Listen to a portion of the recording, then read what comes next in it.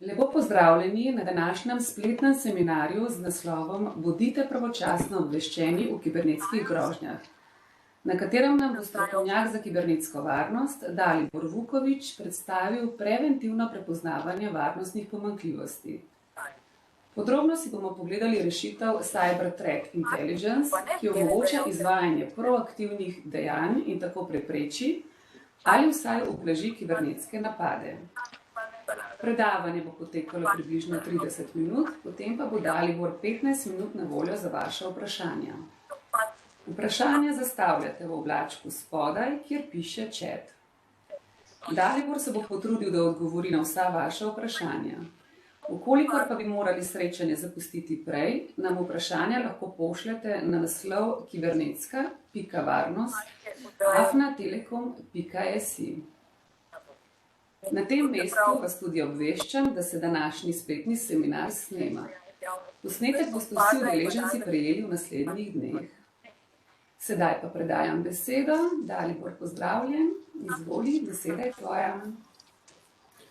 Urška, lepa hvala za predstavitev. Dalibor Vuković je moje ime.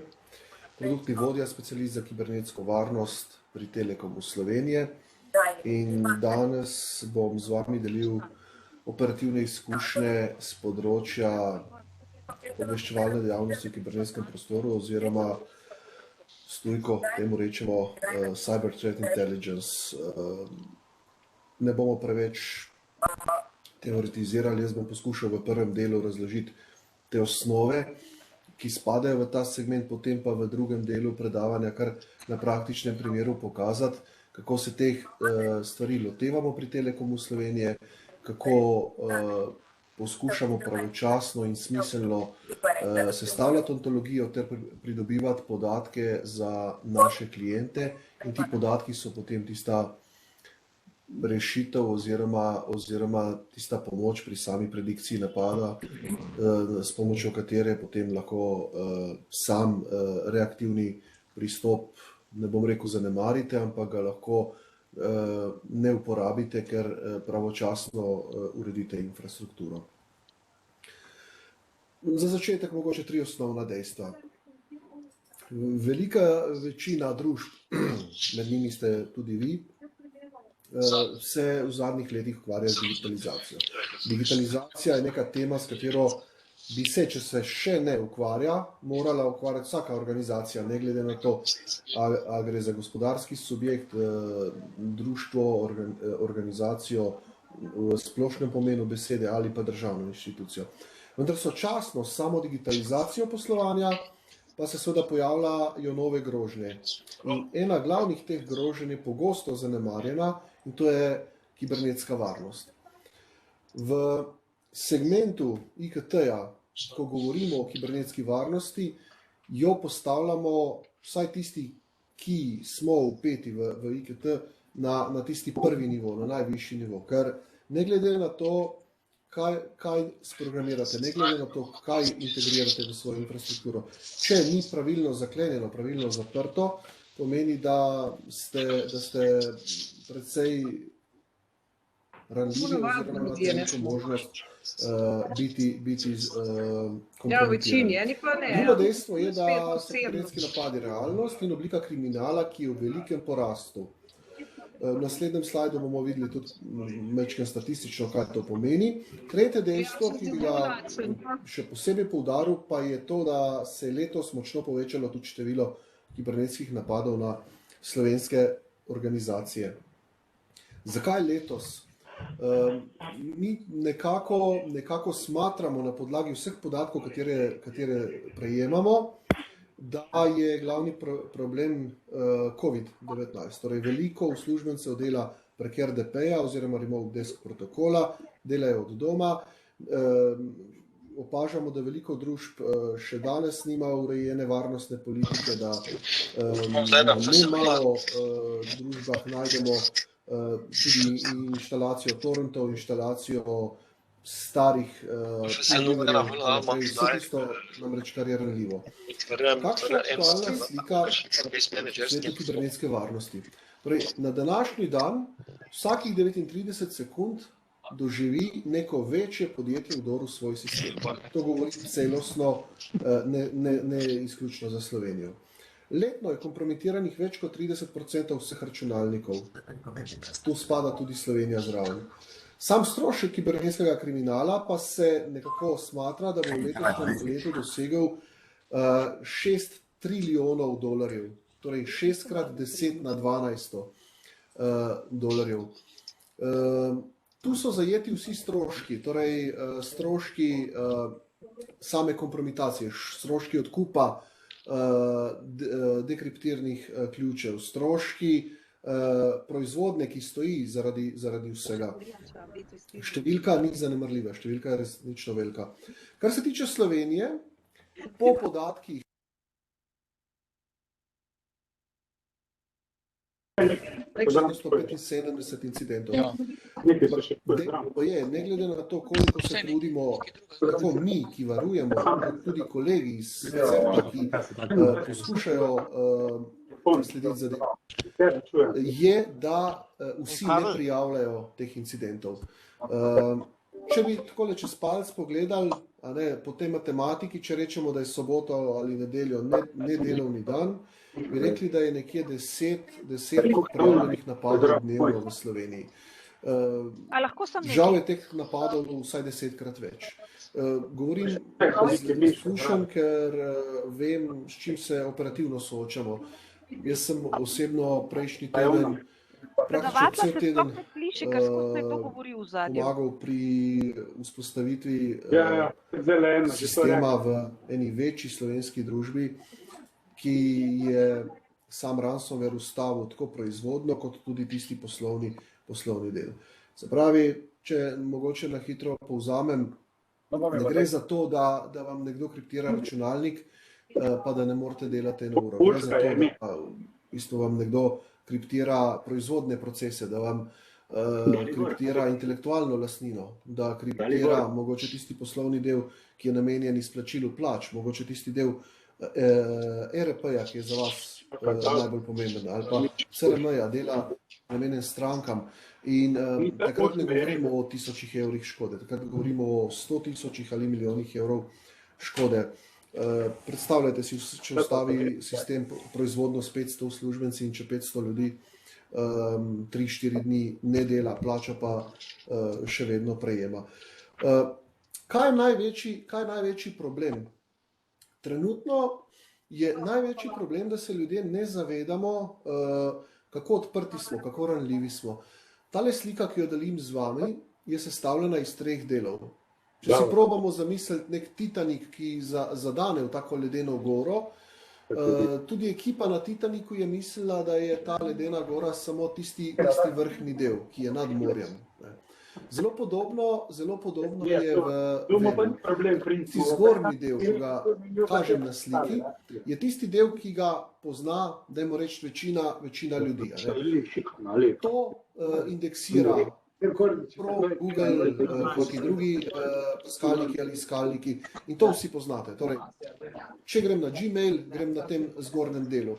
Če grem na Facebook, na Instagram in tako dalje, to je tisto, kar Google zna poindeksirati, in tega je malo več, tule sicer piše malo manj kot 10%, ampak dajmo reči, da je dobrih 10% tega Surface weba. Torej, to je tisto, kar poznate. In nažalost, to ni dovolj. Ko pustimo digitalno sled ali podjetja ali fizične osebe na tem Surface webu, gre to bistveno globlje noter v Deep Web in na koncu še na Dark Web.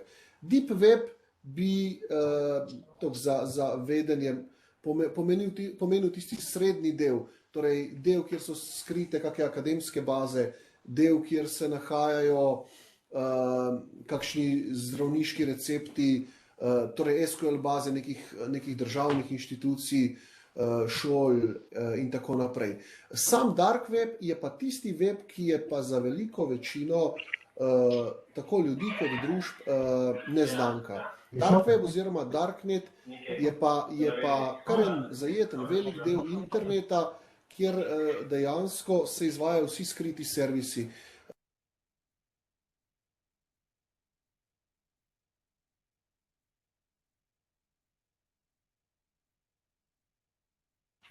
Na Surface webu. Torej, na darknetu lahko kupite orožje, lahko kupite umor, lahko kupite mamila, vse tisto, kar je ilegalno. In ta dark web nam dela največ problemov. Zakaj? Predvsej enostavno, zato ker se tam skrivajo zaprte hekerske skupine. Tam so tržnice, katere preprodajajo kibernetske napade in tako naprej. Torej, nič nenavadnega ni, če nek skript kidi, ki se ukvarja delno z hekanjem, ima dostop do darkneta in na darknetu kupi neko PowerShell skripto, katero potem s phishing napadom integrira v vaš poslovni sistem. Največji problem se pojavlja kje? Še kriminalci so bili včasih džentlmeni, danes jih je bolj malo. Včasih si vsaj lahko odkupil kriptovani ključ na darknetu. Danes v veliki večini primerov tudi to ne moreš. Torej, skript kidi kupi PowerShell skripto, jo integrira v vaš sistem, sicer vas izsiljuje za denar, če mu plačate odkupnino, se da zgoditi v vse verjetnosti, da dekriptirnega ključa ne boste dobili oziroma da ta dekriptirni ključ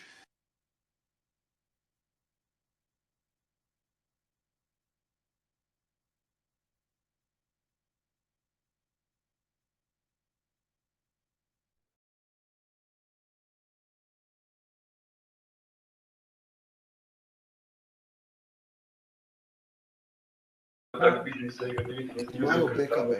Žal so tudi ti backupi okuženi. Postopek za napadalca je ponavadi tak, da ko integrira skripto v vaš sistem, ta skripta stoji lahko 100 in več dni. Vaši backupi so za en mesec nazaj, mogoče 2 meseca, 3 mesece. In v bistvu ste že backupirali podatke z neko pokvarjeno skripto. Kaj to pomeni? Ko enkrat dvignete sistem iz backupa, ta skripta random štarta in ponovno zaklene oziroma pokvari sistem. Tisto, kar je mogoče še posebej potrebno omeniti, je, da v samem segmentu reaktivnega varovanja imamo v tej zgodnji fazi veliko rešitev oziroma veliko klasičnih ali bolj rešitev. Telekom tu seveda ni nobena izjema, kvečemo v pozitivnem smislu, kjer razvijamo sodobne reaktivne sisteme. In nekako sodoben varnostni sistem v vsaki družbi bi moral izgledati približno tako, kot je na tej shemi. Torej, ko razmišljamo o neki sodobni kibernetski varnosti, ne bo zadosti antivirusni program s pomočjo firewalla oziroma požarne pregrade. Tega smo že zdavnaj prerasli. Najmanj, kar potrebujete pri antivirusnih programih, je Next Generation antivirus. Torej, antivirus nove generacije, ki že zna prepoznavati zero-day napade. Zakaj prepoznava zero-day napade? Ravno zato, ker velika večina hekerjev, ki delujejo na darknetu, uporablja superračunalnike, ki znajo s pomočjo umetne inteligence generirati ransomware napad z ranljivostjo ničelnega dne. To pomeni, da znotraj skripte program spremeni nekaj bitov in vaš klasični antivirusni program to ne zna prepoznati, zato ker indeksira samo po tistem, kar je že prej imel v bazi. Zato je najmanj, kar je potrebno od teh orodij, Next Generation antivirus. Mi ga praktično pri vseh naših strankah kombiniramo z user behavior analitiko, ki nam v realnem času pove, ali dejansko je to oseba, ki se prijavlja v sistem, ali je mogoče to neka zlagana oseba. Torej, če vam nekdo na nekem obrtnem sejmu, v nekem odprtem Wi-Fi hotelskem omrežju ukrade poverilnico, uporabniško ime in geslo, in če se s tem prijavi, z user behavior analitiko relativno hitro odkrivamo, ali gre to dejansko za pravo osebo ali za neko fake osebo. Torej, če nekdo dela od 7 do 3 in je ponavadi takrat prijavljen, je za nas strašno čudno, če se ob 2 po noči nekdo prijavlja z vašo poverilnico. Ravno tako, če je IP adresa osebe, ki bi morala biti v Sloveniji prikazana iz Bangladeša, mora biti to za nas neki alarm, kjer ustavljamo napad. Ravno tako je zelo pomembna network analitika, kjer dejansko vidimo, da se kakšne zlobne skripte skrivajo znotraj omrežja, da niso na računalniku, ampak na kakih stikalih. In ko vse skupaj to povežemo v eno celoto, rečemo, da imamo tisti prvi softverski del reaktivne varnosti saniran. Drugi del je ta avtomatizacija, ki nam potem pomaga na število strank ločiti vse te false pozitive od false negativov. In tisti najpomembnejši segment je ta 24/7, kjer dejansko z operativno ekipo v realnem času spremljamo vse naše klijente. Torej na velikih zaslonih spremljamo opozorila, prestrezamo grožnje in se aktivno odzivamo na incidente. Z namenom, da bi ta del dela si poenostavili in zmanjšali, smo nekako v cyber security svetu prišli do faze, ko se začenjamo vsaj resni igralci ukvarjati z proaktivno ali, če želite, prediktivno kibernetsko varnostjo. Ta se pa od reaktivne razlikuje po tem, da znamo nekatere elemente že napovedovati. Če čisto poenostavim, če ima neka državna inštitucija v svojem objektu varnostnika, alarmni sistem, videonadzorni sistem, je to neka reaktivna varnost. Če pa ima pomoč obveščevalno-varnostnih struktur, pa te že predčasno prepoznajo neko anomalijo. Torej, če bi se neka teroristična skupina gibala po Avstriji in bi šla iz Dunaja proti Sloveniji, bi obveščevalno-varnostna struktura lahko organom pregona pravočasno podala te informacije in bi organi pregona lahko zaščitili državo pred napadom. Identično zadevo ustvarjamo oziroma komponiramo v kibernetskem prostoru. Torej, da se ne bi ukvarjali konstantno z reaktivno varnostjo, razvijamo sisteme, ki znajo pobirati vse te, dajmo jim reči, obveščevalne podatke, jih analizirati in nam poslati nek pravi podatek v pravem trenutku in seveda na pravem mestu. V naši družbi smo razvili Cyber Threat Intelligence Framework, ki je sestavljen iz 4 delov. Krovni in najbolj pomembni del je tako imenovani Cognite in on dejansko sondira največ stvari. Seveda, ker ena zadeva sama ni zadosti in ponavadi pridobivamo iz večjih virov podatke, smo potem preko MISP sistema tudi članica določenih CSIRT skupin, kjer si informacije med seboj pravočasno delimo in pa seveda znotraj naših SIEM sistemov pridobivamo še iz IBM-ovega QRadarja določeno število podatkov. Ko vse skupaj zorkestriramo, dobimo neko informacijo, ki nam v danem momentu reče, z 90% zagotovostjo sistem trdi in tu mu pomaga umetna inteligenca, da je neka družba izpostavljena kibernetskemu napadu.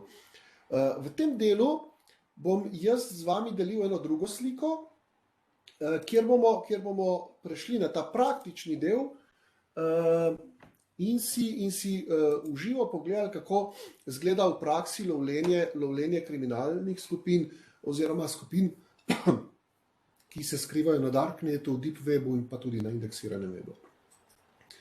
Torej, neko sodobno orodje mora zagotovo imeti možnost indeksiranja po klasičnem webu, po Deep Webu in po Dark Webu. In največji problem je Dark Web, torej kako priti do podatkov, ki se skrivajo na temnem spletu.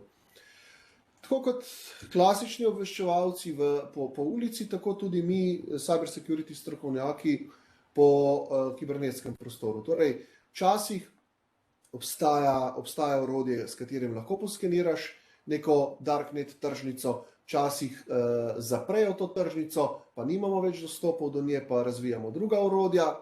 včasih je pomembna pa tudi infiltracija v zaprte hekerske skupine, kjer živiš v njihovem ekosistemu, kjer se virtualno z njimi družiš, pod pretvezo, da si tudi sam zlobni heker in pridobivaš podatke, katere lahko potem posreduješ v centralno bazo, iz katere potem lahko indeksiramo tiste stvari, ki nas zanimajo.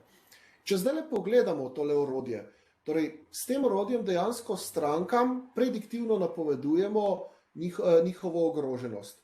Jaz sem namerno danes naredil primer, kjer sem indeksiral tuje družbe z namenom nekompromitacije oziroma neizpostavljanja slovenskih družb. Za nas v Cyber Threat Intelligence je zelo pomembno imeti čim več podatkov o družbi oziroma o firmi ali pa klientu, katerega ščitimo. In ko imamo zadost podatkov, jih ontološko vnesemo v to našo centralno bazo. Torej vnesemo domene, ki nas zanimajo. Jaz recimo sem tu vnesel domeno nemške policije, domeno Coca-Cole kot mednarodnega podjetja, domeno Deutsche Banka. Ravno tako vnesemo vse e-mail konvencije. Torej, če je vaša konvencija abc.com, damo spredaj znak afna pred abc.com in vse maile, ki so bili kakorkoli kompromitirani znotraj vaše domene, skeniramo po Darknetu in pridobivamo v realnem času podatke, ali je kak heker te vaše podatke ukradel, na kak način jih je ukradel, komu jih prodaja, kakve so prodajne cene, ali je to že kdo kupil in kakve so možnosti, da bo to proti vam izkoristil. Ravno tako vnašamo IP range, torej tule v tem segmentu se vidi neka IP številka. Torej po IP številkah lahko sledimo našim klientom. Potem so tu BIN številke. Za tiste, ki mogoče ne veste, BIN številka je bančna identifikacijska številka. Torej tistih prvih 6 znakov, ki jih imate na Mastercardu ali na neki debetni kartici. Prek teh 6 znakov znamo iskati zlorabljene bančne kartice.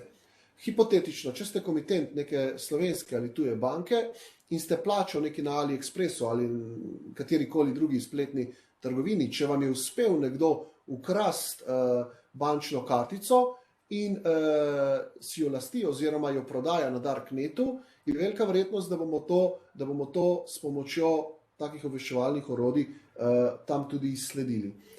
Potem vnašamo noter pomembne osebe. Tu sem si upal vnesti našega predsednika, gospoda Boruta Pahorja, kot osebo, katero spremljamo z namenom, da ji ne bi kdo iz kakih radikalnih skupin plasiral kakšne grožnje ali kaj podobnega. In tako naprej. Skratka, ko imamo vnešeno kompletno ontologijo, vse, kar nas zanima, začne taka specialna orodja indeksacijo.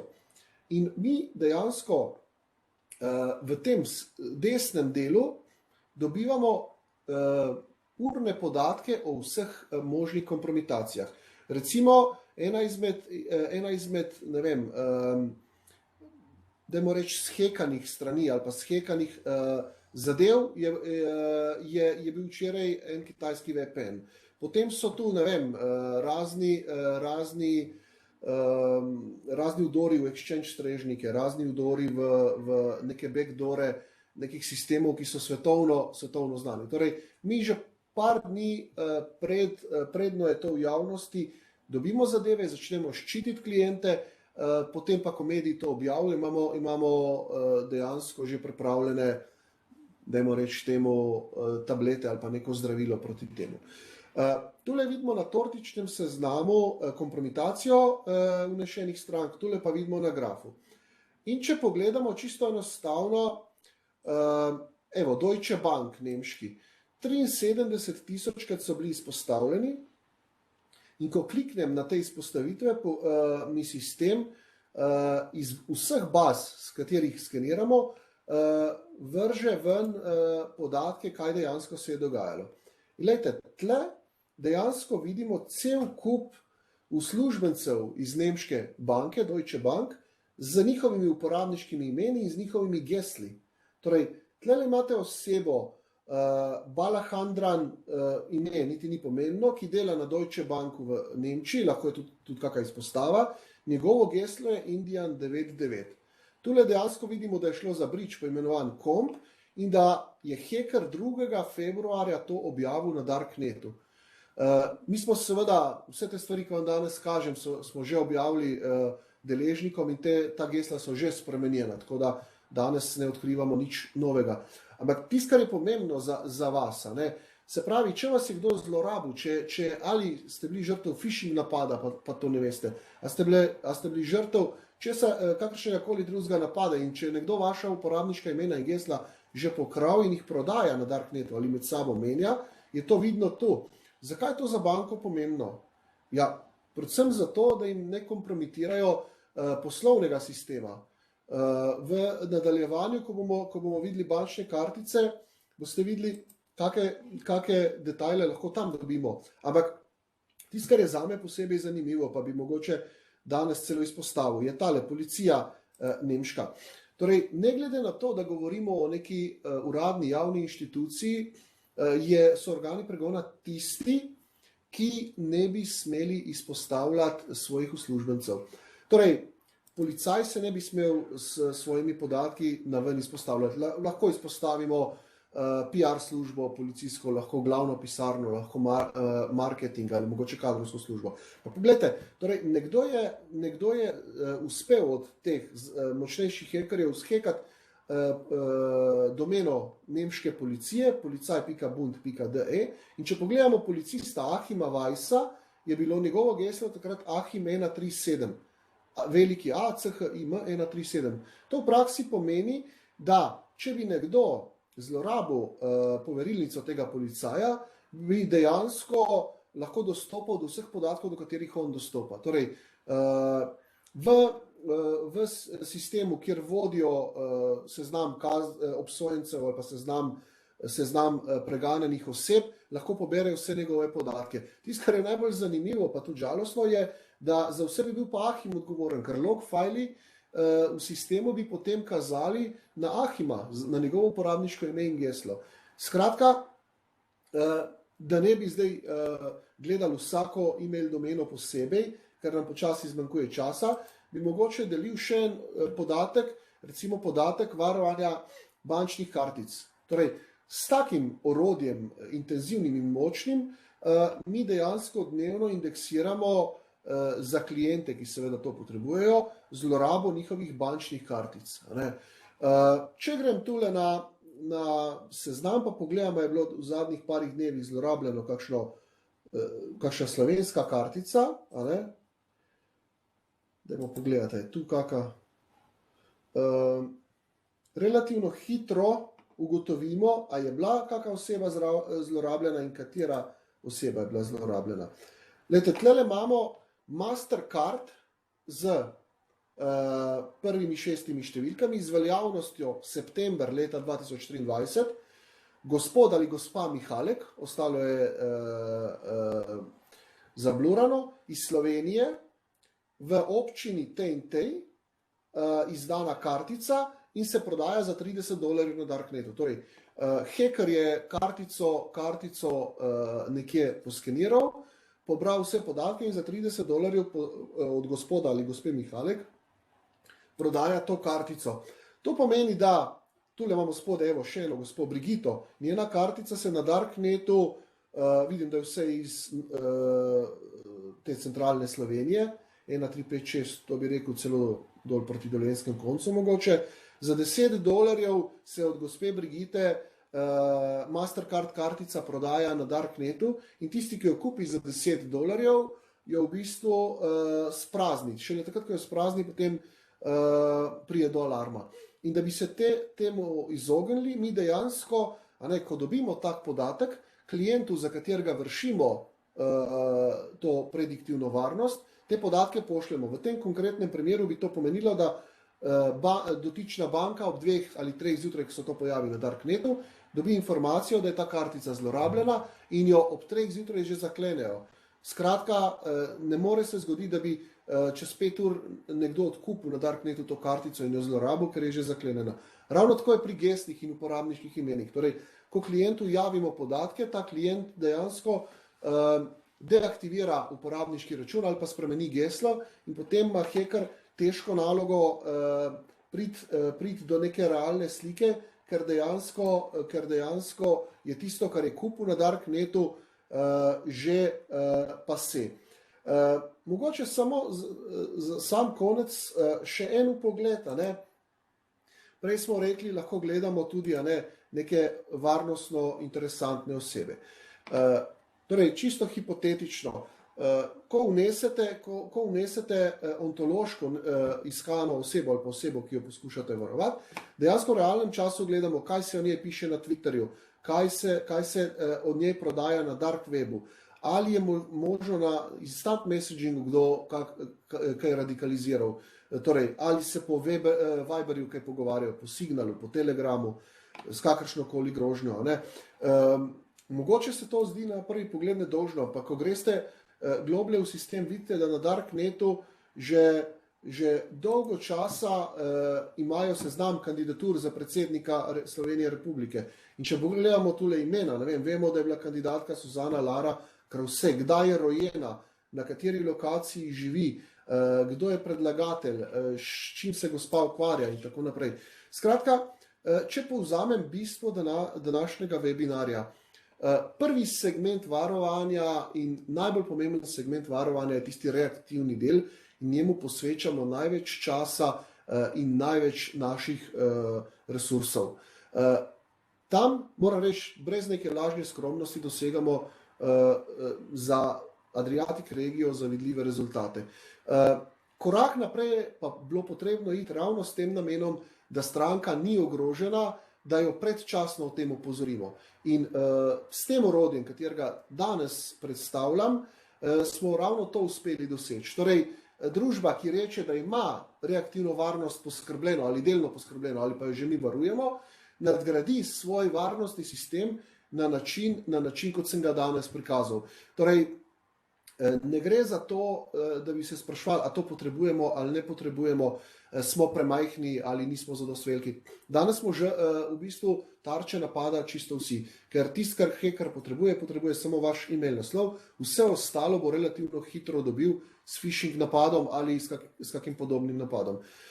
Pod črto, torej, ne glede na to, a ste Mercator ali ste Polde Malnar SP, ste enako ranljivi. Vedno je potrebno narediti oceno tveganja z vaše strani. Ali se mi splača preživeti kriptonapad, ki mi bo ustavil proizvodno ali delovne procese, mogoče računovodski servis, in mi povzročil, za 100.000 evrov škode, ali je mogoče bolj smiselno na letni ravni riskirati petino ali pa desetino tega stroška ali še manj kot petino, oziroma 5% do 10% stroška in poskušati že integrirati v infrastrukturo taka orodja, ki mi znajo pravočasno svetovati in mi pomagati. V tem delu bi rekel, da je poteklo teh 30 minut in bi se vam zahvalil za poslušanje, hkrati pa pozval vse udeležence, ki bi imeli kakršnokoli vprašanje, da vprašajo. Ja, če nimate mikrofona.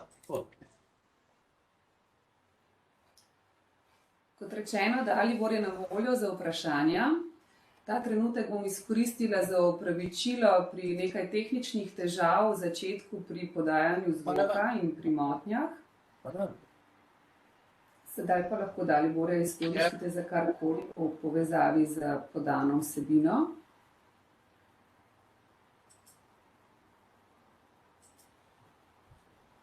Dalibor nima nobenih vprašanj. Očitno, kakor berem, so bile tehnične težave. V začetku so bile tehnične težave pri zvoku, ja. Vidim tule kar nekaj vprašanj oziroma nasvetov na temo tehničnih težav. Takole, dobila sva nekaj vprašanj in sicer, kako obstoječa rešitev dopolnjuje operativno delo v vašem SOC centru? Mi imamo v SOC centru ali SOC, Security Operations centru, znotraj ekipe člane, ki se analitično ukvarjajo samo s threat intelligenceom. Torej, vsak SOC center, tudi naša, ne, poleg te operativne ekipe, SOC analitiki, izvaja določene segmente. En del sodelavcev skrbi za etični hacking, en del za forenziko, en za OSINT.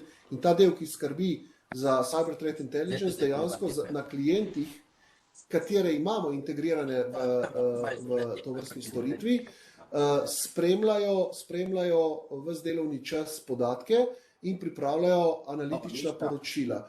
Torej, dejansko znotraj svojega delovnega časa smo določene osebe zadolžene za spremljanje threat intelligence incidentov oziroma kakršnih koli pojavov, pripravljanje v realnem času analitičnih poročil in pošiljanje strankam. Seveda je pa povezan sistem tudi z našo infrastrukturo in ko govorimo o tipih napadov z nekimi backdoor ranljivostmi, je pa potem to tudi že avtomatizirano v določenih segmentih in nam lahko določene peče potegne iz lokacij, kjer so in jih plasiramo naprej. Skratka, to je v našem ekosistemu že nekaj časa in s tem dihamo in na ta račun smo večje število naših SOC članov deducirali. Tako da dejansko samo to počnejo.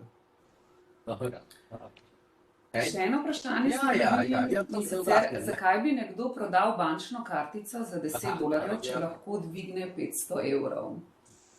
Ja, vprašanje zanimivo. Zakaj? Torej, če se jaz ukvarjam z hackingom, riskiram do ene meje, do tiste, ki jo poznam. Ponavadi je tako, da znam kompromitirati nekomu sistem, ne želim pa izpostavljati svoje identitete oziroma na nikakršen način sebe v segmentu izkoriščanja teh kartic. Mogoče, če poenostavim s primerom, ruska hekerska skupina DarkSide, ki šteje na stotine članov, se zadnje čase ne poslužuje več kriptonapadov, ampak jih prodajajo drugim ScriptKiddiem in ostalim kot ransomware as a service. Ravno zato, da je manj možnosti odkriti njih kot osebe, ki to upravljajo. Torej, nekaj znam izvleči iz sistema po nižji ceni ali pa da nimam stroškov in potem po nižji ceni preprodam, ker imamo te neko korist. To je zelo podobno kot, dajmo reči, narkoman, ki se loti kraje. Ukrade nekomu telefon ali pa fotoaparat in ga potem kolegu prodaja po polovični ceni ali pa še nižje, ker ga ne želi dati na bolho, ker se boji, da bi ga pa mogoče lahko kdo izsledil.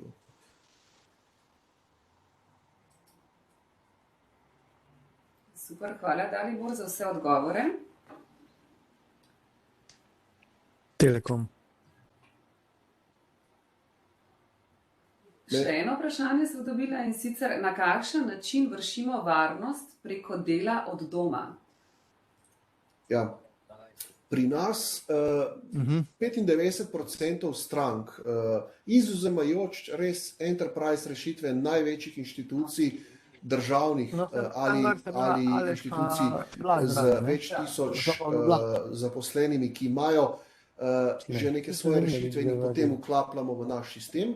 Torej, pri veliki večini, ki jih integriramo, jim že damo naše pakete. Recimo v tem primeru z XDR orodjem SIGNET opremimo dejansko s klienti vse delovne postaje. In če imate uslužbence, ki imajo prenosnike, damo na te prenosnike klienta in ko se od doma logira, če bi slučajno imel, bom spet na praktičnem primeru prezentirati. Imate doma otroka, ki vam uporabi računalnik za to, da s Partisa sname nek filmček. Partis je precej ranljiva zadeva, zadaj se skriva cel kup nekih skript. In ko se vi preklopite prek VPN na službeno omrežje, še predno se preklopite, mi dejansko preko omenjenega klienta lahko v realnem času vidimo, ali se na vašem računalniku že skriva kakšna PowerShell skripta, ki bi lahko škodila vam, ali infrastrukturi in jo tam omejujemo. Dejansko vam računalnik, vam delovno postajo preventivno sistem ustavi, vas kontaktiramo in če rečete, da ne gre za ranljivost, to sprostimo. Če pa imamo mi po operativnih navodilih kompetence, pa to pomeni, da dejansko naredimo izolacijo in dokler ne popravimo zadeve, niti ne spuščamo čez. Delno je bilo sicer zelo odgovorjeno tudi na naslednje vprašanje, pa kljub vsemu. Sprašuje stranka, je za takšno diagnostiko potrebno inštalirati kaj konkretno pri stranki ali je to izvajate iz vaše lokacije? Zdaj odgovora ne razumem čisto, ampak če rečemo o predikciji, o tem Cyber Threat Intelligence-u, v tem primeru se pri vas čisto nič ne inštalira, vi dobite dejansko en vprašalnik, kamor vnesete želje. Torej, želim, da monitorirate to domeno, ta e-mail naslov, oziroma AFNA pa vaša domena, znotraj tega potem skeniramo vse e-mail naslove. Ne vem, imamo v firmi pomembno osebo, to je direktor in ostali top management. To so te poizvedbe ali pa branža, po kateri sprašujete. Se pravi, če govorimo o nekem podjetju tipa logistika, da je logistično podjetje, potem vse, kar se tiče logistike in v povezavi s tem podjetjem, ontološko uredimo in indeksiramo. Torej, ne potrebujete nobene inštalacije, nobenega posega pri vas. Če pa ste mislili o XDR orodju, tisto, kar se navezuje na prejšnje vprašanje, tam pa v bistvu, ko vam ščitimo z najsodobnejšo kibernetsko varnostjo delovne postaje in strežnike, tam pa dejansko na vsako vašo delovno postajo namesto antivirusa inštaliramo naše klijente, ki zamenjajo vaš antivirus. Očitno gospa Maja pravi, da so mikrofoni še kar vklopljeni. A se da mikrofone, torej mikrofone udeležencev izklopiti? V tem trenutku so mutani vsi atendiji. Mene je žal, gospa Maja, zdaj jaz se pravim tehnično, tlele nisem pri tej mašini, ampak se bomo potrudili, če bo kakršnokoli vprašanje, magar naknadno odgovoriti ali pa vas kontaktirati, pa probati tudi, če je potrebno, ena na ena individualno razložiti vse, kar gre. Se pravim, jaz se opravičujem res pa, da nimam dostopa do teh stvari, da bi kakorkoli zdaj vam izvajal korekcije. Prišli smo do konca. V tej točki se vam najlepše zahvaljujemo za vašo pozornost in udeležbo. Še enkrat naše opravičilo zaradi tehničnih težav. Hkrati vas vabimo na naš naslednji spletni seminar, ki bo 25. novembra z naslovom Digitalna preobrazba proizvodnih podjetij z nepovratnimi sredstvi. Kot že rečeno, v prihajajočih dneh prejmete na vaše naslove tudi posnetek izvedenega webinarja in tudi povabilo za kontakt, preko katerega se lahko obrnete na nas z vprašanji. Lep pozdrav in upam, da se kmalu ponovno vidimo. Hvala lepa, nasvidenje, srečno.